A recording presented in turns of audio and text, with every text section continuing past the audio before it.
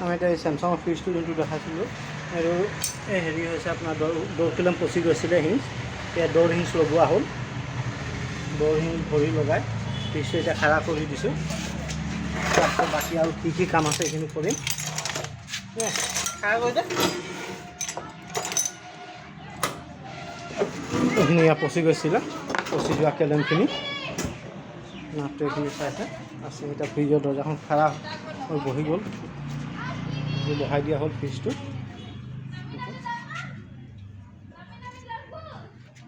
ঠিকে আছে, তো খাই আহি যাব তাতে।